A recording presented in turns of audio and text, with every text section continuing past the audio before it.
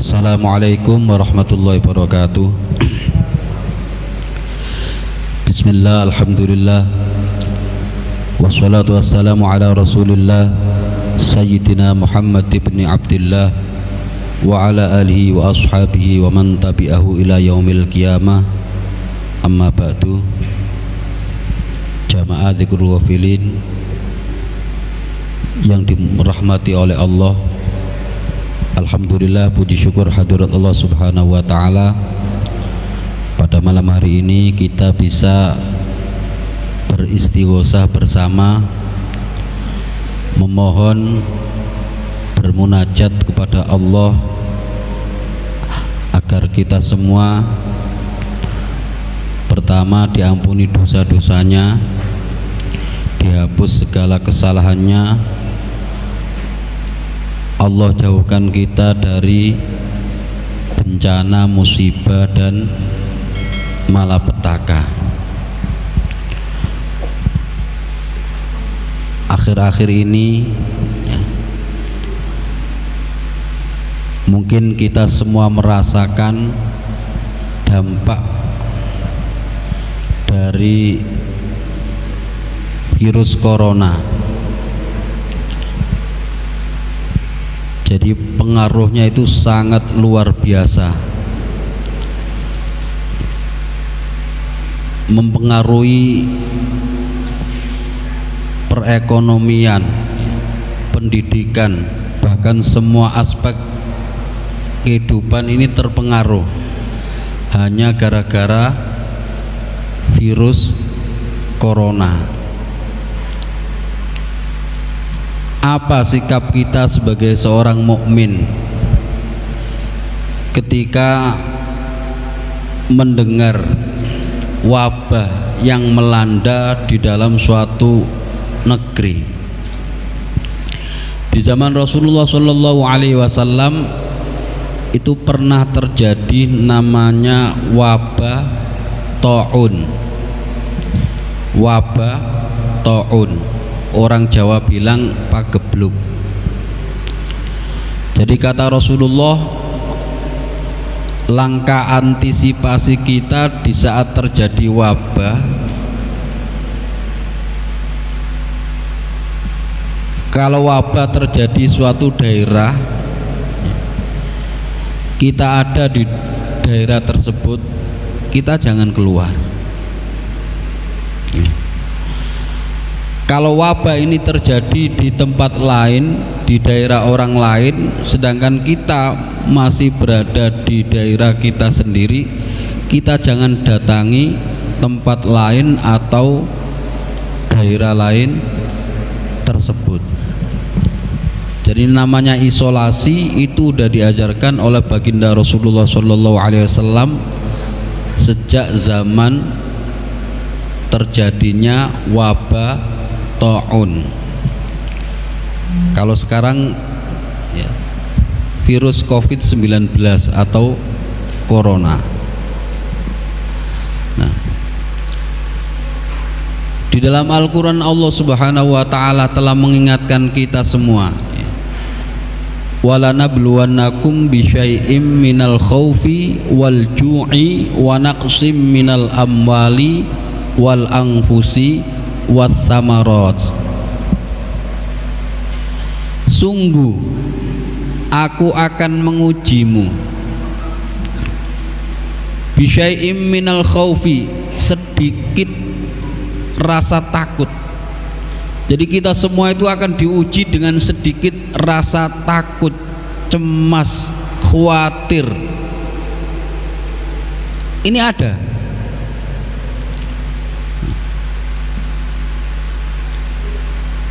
Walanabluwannakum bisyai'im minal khaufi wal ju'i. Pertama rasa takut kita diuji, kekhawatiran, kecemasan. Terus wal ju'i, rasa lapar. Dampak rasa takut ini akhirnya pengaruh ke ekonomi. Kalau ekonominya nggak berputar, tadinya usahanya rame mungkin jadi sepi. Tadinya bisnisnya berjalan jadi macet, ada kekhawatiran ya. khawatir dari rasa lapar. Wa naqsim minal amwali wal anfusi, diuji kekurangan harta karena bisnisnya nggak jalan, biasanya omsetnya itu sehari jutaan, ekonomi lumpuh jadi berkurang. Ini nyata, Al-Quran itu ayat hidup, ini terjadi sekarang. Wa naqsim minal amwali, kekurangan hartanya berkurang, omsetnya, pendapatannya berkurang. Wal anfusi ini ada korban jiwa yang berkurang nyawanya dari dampak bala yang Allah turunkan ini. Efeknya orang dihinggapi rasa takut,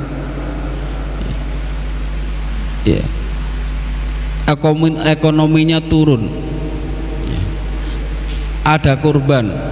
Wasamarot, sampai pertanian pun itu kena dampaknya. Tetapi Allah ngasih kabar gembira, wabasyiris sobirin,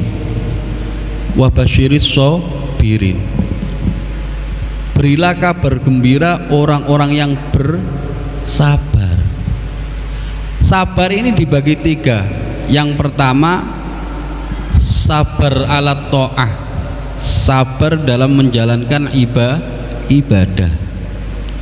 Menjalankan ibadah itu berat, abot, mau sholat males, mau ngaji males, berat, mau jamaah males, mau zikir males, banyak kendalanya, banyak, berat. Lah ini harus kita hadapi dengan sabar. Sabar itu butuh belajar. Sebuah kata yang mudah diucapkan, sabar, tetapi ini perlu kita pelajari. Gampang sabar, mudah kita ucapkan sabar. Sabar itu butuh belajar.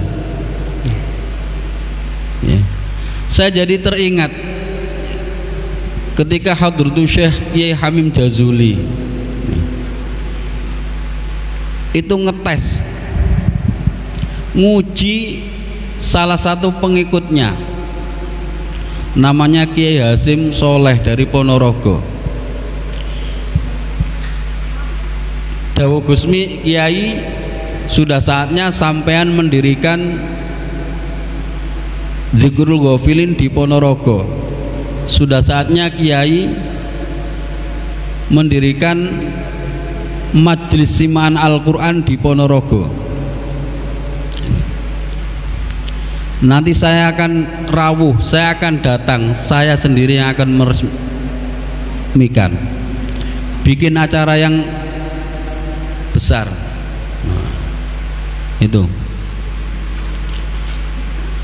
dawuhnya Gusmi dilaksanakan sama Kiai Hasim Soleh, ya, bikin simaan Al-Quran di Kulgo-Wilin, semua jamaahnya diundang. Sampai malam ditunggu, Gusmi tidak rawuh, Gusmi tidak datang. Udah. Suatu hari Kiai Hasim Soleh ini sowan ke Ploso. Ya, tentu pasti perasaan kecewa, sedih itu ada. Sudah ngumumin ke para jamaah Gusmi akan rawuh, Gusmi akan datang, ternyata Gusmi tidak hadir. Mohon maaf Kiai, pasuan ke Gusmi, saya kemarin itu berhalangan, saya nggak bisa hadir karena ada halangan. Kiai Soleh memaklumi sekali. Sekarang Kiai bikin semaan lagi sama Dzikrul Ghafilin lagi di Ponorogo, bikin yang lebih besar daripada kemarin. Saya akan datang, saya akan rawuh, bikin itu. Ditunggu sampai malam dengan perasaan galau, sedih, cemas. Ini Gusmi rawuh apa tidak? Kenapa Gusmi kok nggak berkenan hadir? Ini ada apa? Apakah belum Allah takdirkan? Campur.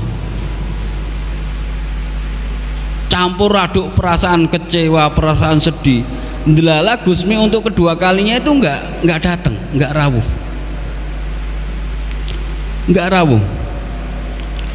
nggak datang. Padahal Gusmi ada di Ponorogo saat itu. Gusmi naik mobil ketemu Kiai Hasim Soleh di jalan. Gimana Kiai? Besok bikin lagi Kiai. Kali ini saya wajib hadir, kata Gusmi sama Kiai Hasim Soleh. Kali ini saya wajib hadir. Itu wajib hukumnya saya hadir ketiga kali. Lebih besar, undang seluruh warga sekitar Ponorogo, semua undang, kiai-kiainya, tokoh-tokoh masyarakatnya, bikin acara yang sebesar-besarnya. Ditunggu sampai malam. Ini udah 3 kali dengan perasaan sedih, cemas, kecewa, campur aduk jadi satu. Mungkin Kiai Solehnya kuat, tapi untuk jamaahnya nggak kuat karena sudah dikecewakan.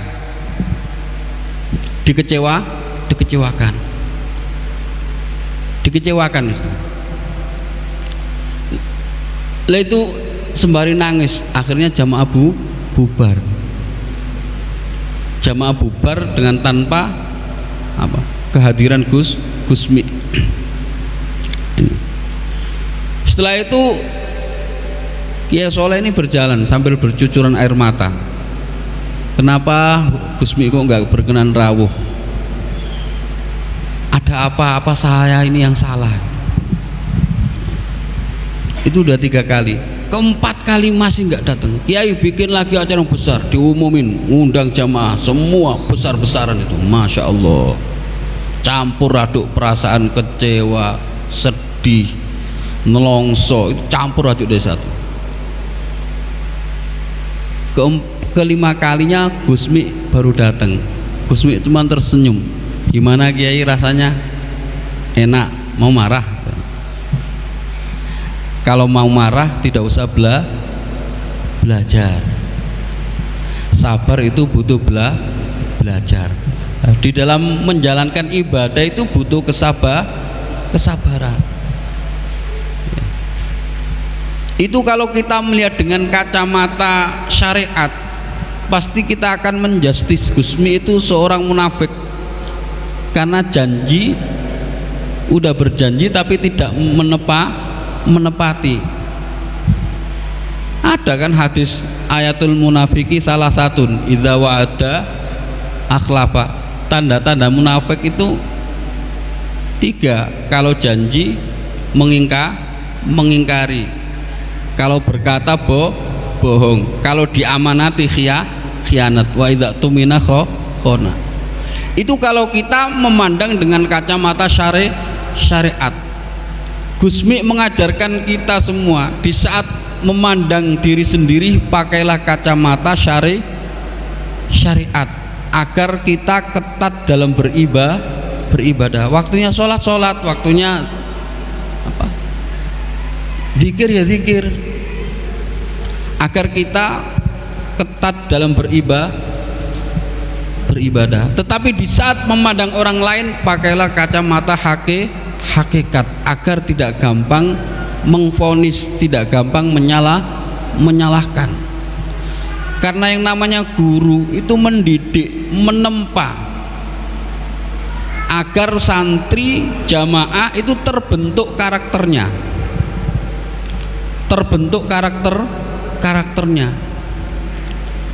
diibaratkan besi itu banyak karatnya, dibakar supaya karat-karatnya itu rontok.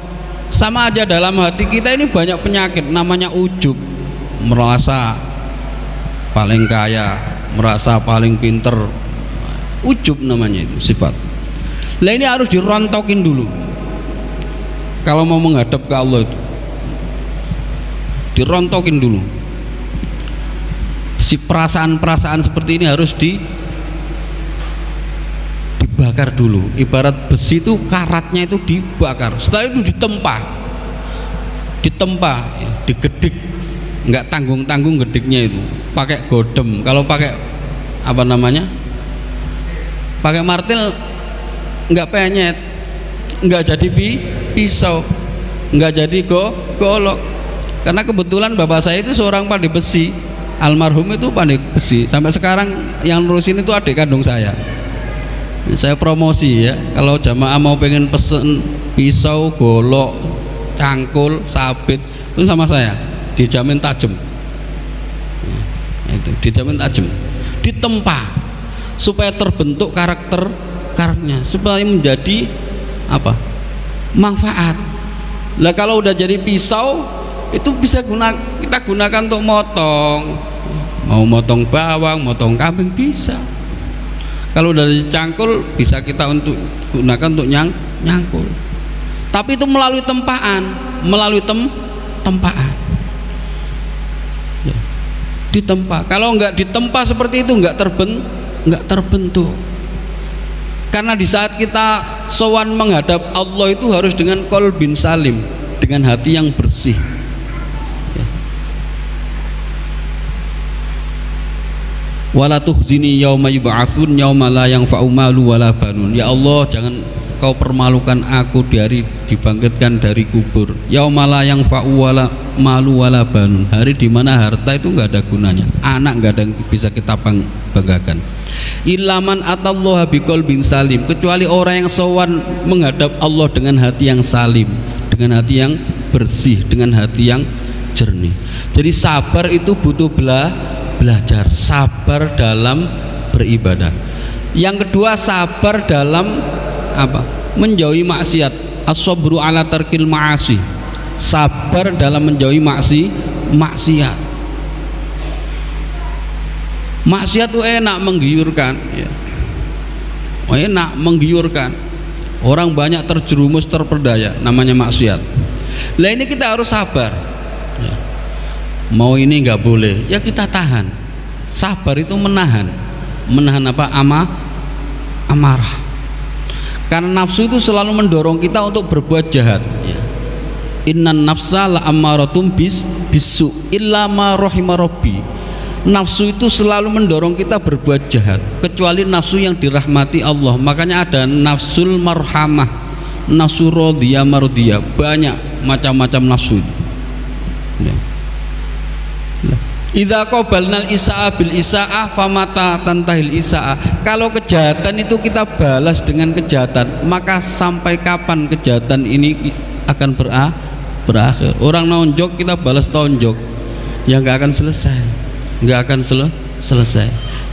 Makanya kita suruh bersabar dalam meninggalkan maksiat. Yang terakhir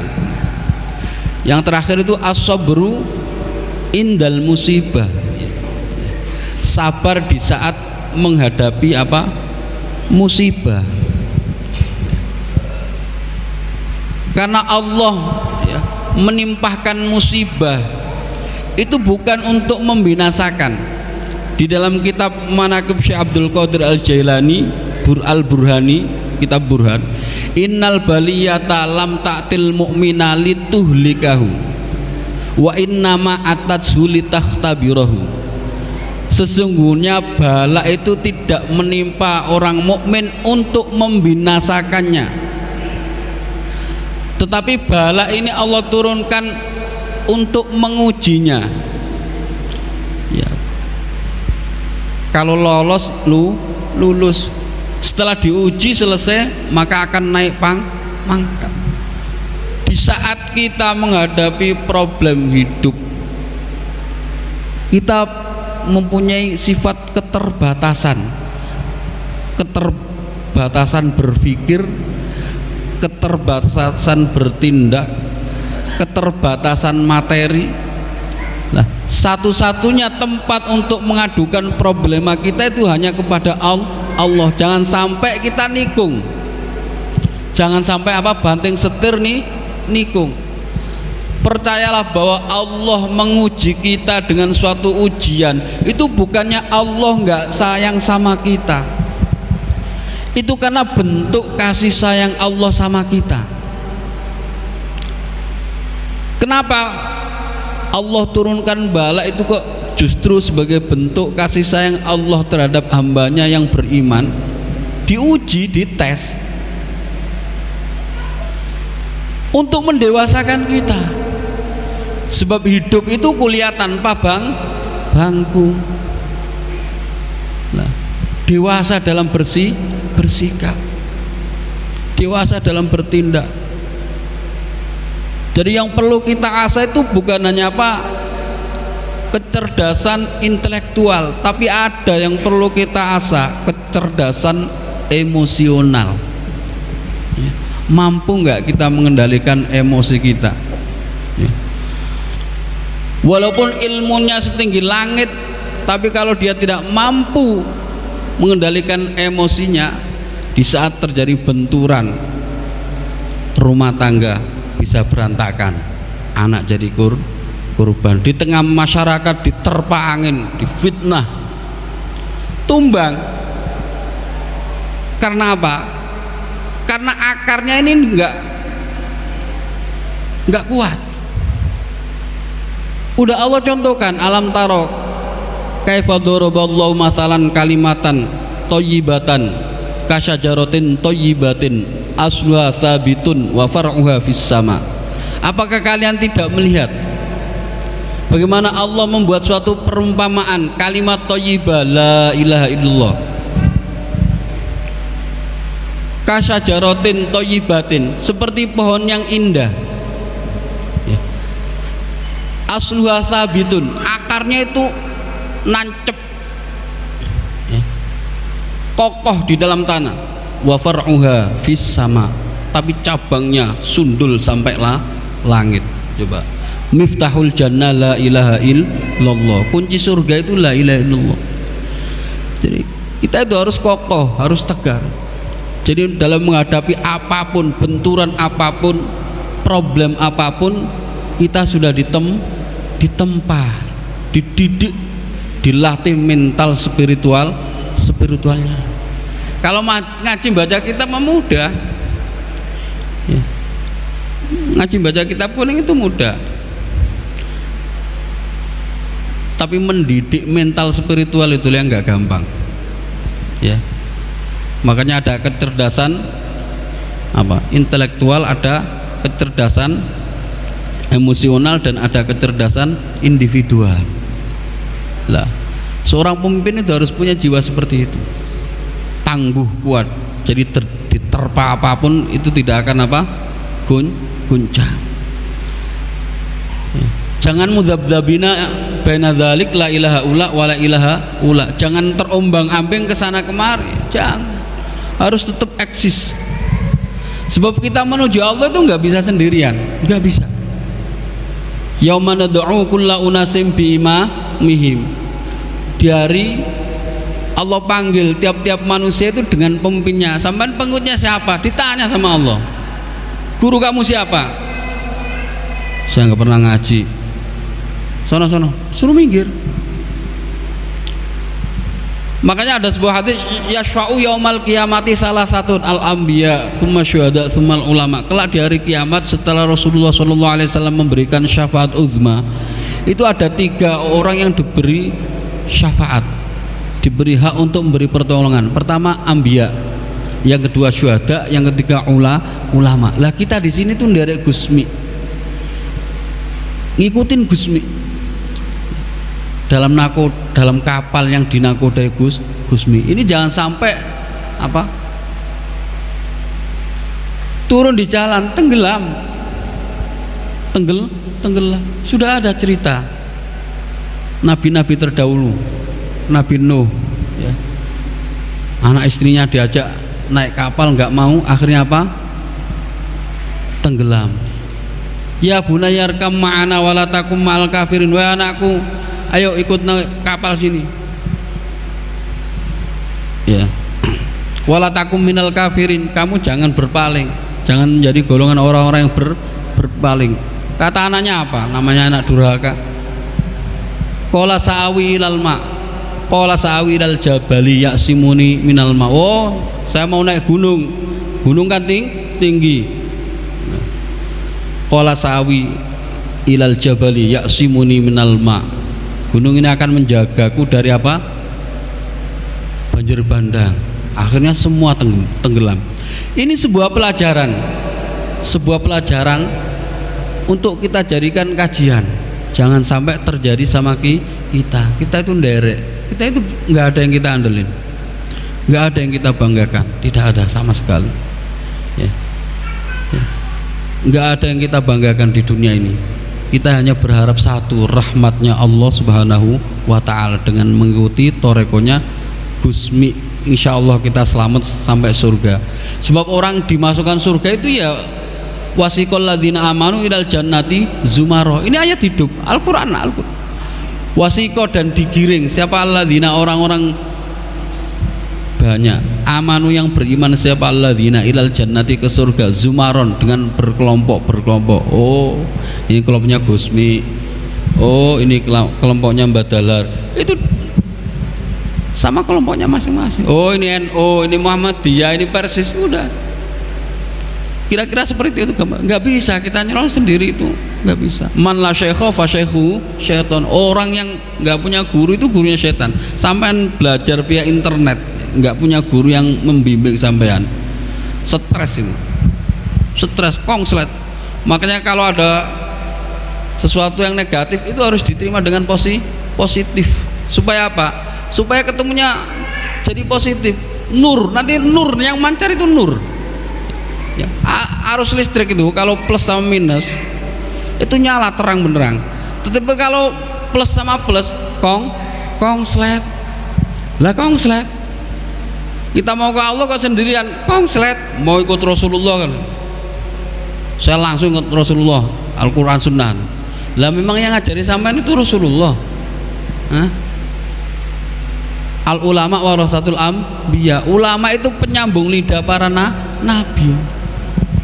Kita diajarin mahabbah Rasulullah, yang ngajarin itu guru kita, kiai kita, supaya mahabbah sama Rasulullah dengan baca sholawat, dengan cinta ke habaib. Itu ulama. Makanya kedudukan ulama itu bimangzilatil anbiya. Ya. Jadi mudah-mudahan kita semua, ya, khususnya jamaah at-taibin, Allah selamatkan di dunia hasanah wa fil akhirati hasanah derek Gusmi Istoyo, ya. Saya doakan semuanya kuat imannya, kuat mentalnya, kuat segala-galanya, ya. Mungkin itu saja, ya. Kurang lebihnya mohon maaf. Ada ana wa yakum ajmain wal afminkum. Wassalamualaikum warahmatullahi wabarakatuh.